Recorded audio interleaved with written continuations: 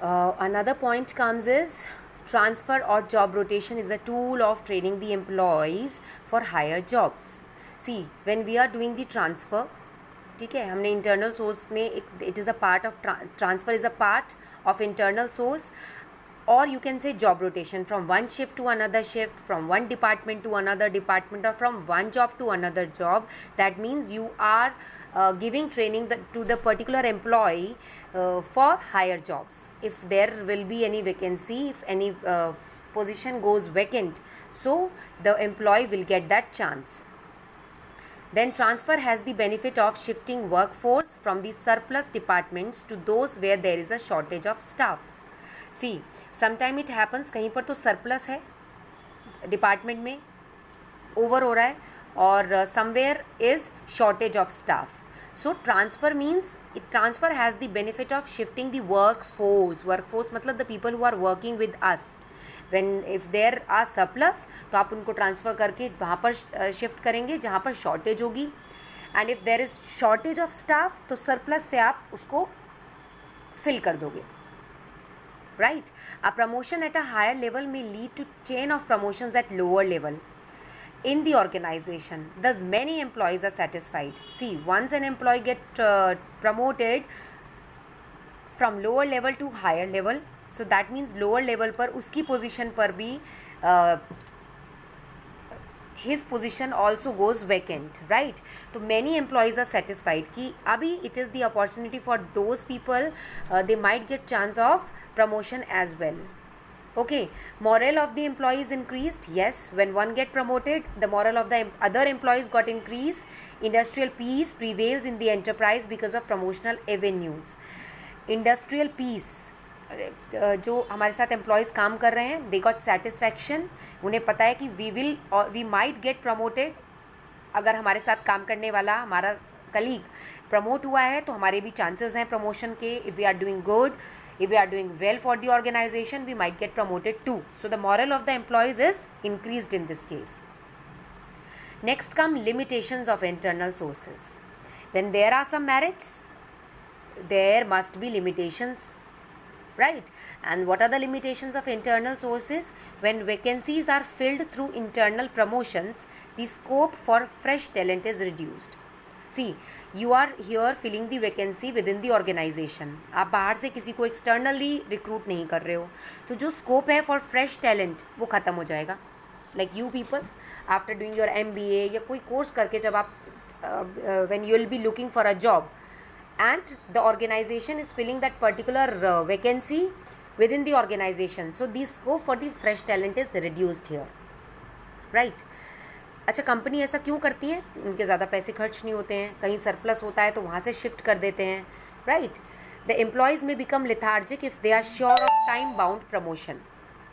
Yes, so what does it mean here? Employees lazy हो जाते हैं.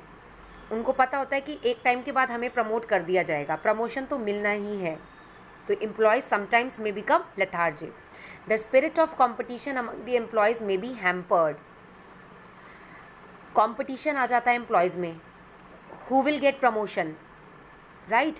प्रमोशन होता है तो सैलरी इंक्रीज़ होती है, स्टेटस बढ़ता है, रिस्पॉन्सिबिलिटीज़ बढ़ती हैं, तो आपस में एक प्रॉब्लमेटिक सिचुएशन भी क्रिएट हो जाती है ऑफ कॉम्पिटिशन. ठीक है, सबको रहता है कि हमारा प्रमोशन होना चाहिए. Frequent transfer of employees may reduce the overall productivity of the organisation and cause frustration to them. अगर जल्दी जल्दी ट्रांसफ़र होते हैं एम्प्लॉयज़ के, ट्रांसफ़र प्रमोशन की बात नहीं हो रही है, कहीं पर शॉर्टेज है, जहाँ पर सरप्लस है वहाँ से उठाकर शॉर्टेज ऑफ एम्प्लॉयज़ है तो हमने वहाँ पर वैकेंसी फिल कर दिया है. अगर इस तरह की सिचुएशंस होती हैं, फ्रीक्वेंटली ट्रांसफ़र्स होते हैं, तो इससे प्रोडक्टिविटी रिड्यूस हो जाती है ऑर्गेनाइजेशन की and cause frustration to them. हमें तो उठाकर डे शिफ्ट से नाइट शिफ्ट में कर दिया, या एक जॉब से दूसरे जॉब पे, या एक डिपार्टमेंट से दूसरे डिपार्टमेंट में शिफ्ट कर दिया. वहाँ पर they need to be trained once again. मतलब थोड़ा तो चेंज आता है ना एनवायरनमेंट में. So what happen here? It cause frustration to the employees. A new enterprise can not use internal sources. अगर कोई नई एंटरप्राइज है वो इंटरनल सोर्स नहीं यूज़ कर सकती. It's because it is not possible for an organisation to fill all vacancy from internal sources. फिर they need to approach from external sources. भाई आप कोई ऑर्गेनाइजेशन खोलोगे तो आप तो एक्सटर्नल सोर्स को अप्रोच करोगे ना. अभी तो आपके पास जो एम्प्लॉयज़ हैं 5-10, ठीक है, वो आपके पास हैं because your enterprise is very much new. Then you will approach the external sources to fill the vacancies, right. So these were the internal sources, the merits of the internal sources and limitations of internal sources that we are done just right now. Now comes the external sources. See, every new enterprise has to tap external sources for various job position. अगर आप अपनी कोई company खोलना चाहते हो तो you need to tap for external sources. You need to fill positions like manager, production, sales, HR, accounts, उसके अलावा लेबर आपकी हो गई हैं. आपको उन सब पोजीशंस को फिल करना है. रनिंग एंटरप्राइज जो ऑलरेडी चलती हैं, एंटरप्राइजेज न्यू नहीं है, have also to recruit employees from outside to fill the position whose specifications can not be met by the present employees. See, if there is any new enterprise, you need to tap for external sources. But if any running enterprise is there और उसमें recruitment करना है, sometimes it is not possible for a running enterprise to recruit within the organization. It's because specifications cannot be met by the present employees. जो लोग हमारे साथ presently काम कर रहे हैं, ज़रूरी नहीं है, it is not important कि वो उस वैकेंसी के लिए suitable हों. suitable हैं तो कंपनी ज़रूर प्रमोट करती है उन्हें. The commonly used external sources of recruitment are discussed below. Now we are going to discuss the external sources of recruitment. The very first one is direct employment or recruitment at factory gate. See, what we are discussing the external sources, and we are going to discuss the very first point, that is direct recruitment at factory gate. So an important source of recruitment is direct recruitment by placing a notice on the notice board of the enterprise. Generally क्या होता है बेटा, अगर आप visit करें organisations को, company को, specially manufacturing company को जहाँ पर किसी चीज़ की मैन्युफैक्चरिंग होती है. So what happen there, if they मतलब generally for labour not for managerial positions, अगर उन्हें ज़रूरत होती है तो they put a notice board, और उस नोटिस बोर्ड पर ये मेंशन कर देते हैं कि हमें ज़रूरत है सफाई कर्मचारियों की, ठीक है, और लेबर की, प्रोडक्शन के लिए, मैन्युफैक्चरिंग के लिए, काइंड ऑफ इस तरह के नोटिस वहाँ पर लगा देते हैं. Specifying the detail of the jobs available, just I have told you ना, बिकॉज ये लोअर लेवल के लिए होती है. सो आप इंग्लिश में लिखोगे तो उन्हें समझ में नहीं आएगा. उसमें मेंशन स्पेसिफाई कर दिया जाता है what that particular job is relate to. It is known as recruitment at factory gate. Labour आती हैं, ठीक है, स्वीपर्स हो गए, आपके पियन्स हो गए, मेड्स हो गए, they come to the factory gate. वहाँ पर वो देखते हैं वो नोटिस बोर्ड, और अगर रिक्वायरमेंट होती है वो उसके हिसाब से गार्ड से बात करते हैं, और if the particular person is suitable for the job, उसको रख लिया जाता है. ठीक है. The practice of direct recruitment is followed usually to fill casual vacancy. Underline this, casual vacancies of unskilled or semi-skilled jobs. I have just told you unskilled और semi-skilled jobs के लिए this position we are not filling through notice board of managerial.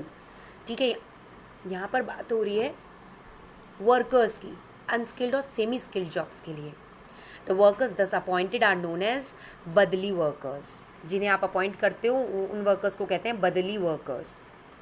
काम के हिसाब से काम है तो नोटिस बोर्ड पर लगा दिया है कि हमें ज़रूरत है प्रोडक्शन में काम के लिए, ठीक है, या आप असेंबल का कुछ काम कर रहे हैं तो वो स्पेसिफाई कर दिया जाता है कि जिस चीज़ की नॉलेज है उसकी ज़रूरत है. तो जनरली अनस्किल्ड और semi skilled people visit the organisation, visit the factory gate, और वहाँ पर they find that particular notice on the notice board for the vacancy, और वो उसके रिगार्डिंग बात करते हैं. Usually a number of unemployed person assemble every day at gate of every big factory. Number of unemployed person, बेरोज़गार usually सुबह निकलते हैं और बेटा विज़िट करते हैं बड़ी बड़ी फैक्ट्री के गेट पर, क्योंकि वहाँ उन्हें नोटिस बोर्ड दिखता है, और अगर उनको सुटेबल होते हैं उस पर्टिकुलर जॉब के लिए तो वो उसके लिए बात करते हैं. Whenever unskilled worker are required, जब भी अनस्किल्ड वर्कर की ज़रूरत होती है, जो पर्सनल मैनेजर होता है, scrutinise in a general way the workers available. And pick up the required number of workers. See एक फैक्ट्री है, वर्कर्स जाते हैं, विज़िट करते हैं, वहाँ पर वो देखते हैं असेंबली के लिए, गार्ड के लिए, स्वीपर्स के लिए रिक्वायरमेंट है, जो जिसके लिए सूटेबल होता है वो बात करते हैं, और जो मैनेजर होता है वो उन्हें हायर कर लेता है। The method of recruitment has following advantages. इसके क्या एडवांटेजेस हैं? See the most important point is कि ये अनस्किल्ड और सेमी स्किल्ड के लिए है, ठीक है।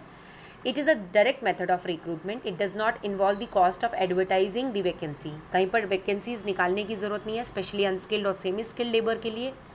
सो डायरेक्ट मेथड होता है रिक्रूटमेंट का। सबसे चीपेस्ट मेथड है to fill casual vacancy. Those who are employed they will definitely visit the factory gate. उन्हें बदली वर्कर्स कहते हैं। अगर आपके पास काम है और उन्हें ज़रूरत है तो चाहे वो डेली वेज लेबर पर, डेली वेजेस पर काम करें, बट इससे उन्हें भी पैसा मिल जाता है और आपका काम भी पूरा हो जाता है। When ever there is a rush, जैसे मैंने अभी बताया कि अगर कंपनी में, फैक्ट्री में बहुत ज़्यादा काम है या वर्कर्स एब्सेंट हैं, तो ये दिस सोर्स ऑफ लेबर में बी ईजीली यूज्ड। फिर हम ये वाला प्रोसीजर देखो, कोई भी बड़ी कंपनी है, मैन्युफैक्चरिंग कंपनी है, see number of times I have told you, जैसे असेंबलिंग हो रही है तो अब four peoples are working here, यहाँ पर शॉर्टेज हो गई है, 2 गोज एब्सेंट, ठीक है, यहाँ पर शॉर्टेज हो गई है, तो what generally people use to do, factory gate पर, ये तो लेबर है, स्किल्ड और अनस्किल्ड है, ठीक है, semi skilled, sorry, unskilled and semi skilled, those who are working on assembly chain, तो सेमी स्किल्ड भी होंगे, थोड़ी नॉलेज होगी उन्हें। फैक्ट्री गेट पे एक नोटिस बोर्ड लग जाता है, आवश्यकता है लेबर की, स्वीपर की। So people, these such people generally usually daily visit the factory gate, और if they find that particular job suitable for them they will apply for the same. वो बात करते हैं और उस दिन के लिए अगर रश है, बहुत ज़्यादा काम है, तो उन्हें अपॉइंट कर लिया जाता है। Okay, right? So dear students, that's all for today. We'll discuss the other points in tomorrow's lecture. Have a good learning. Thank you.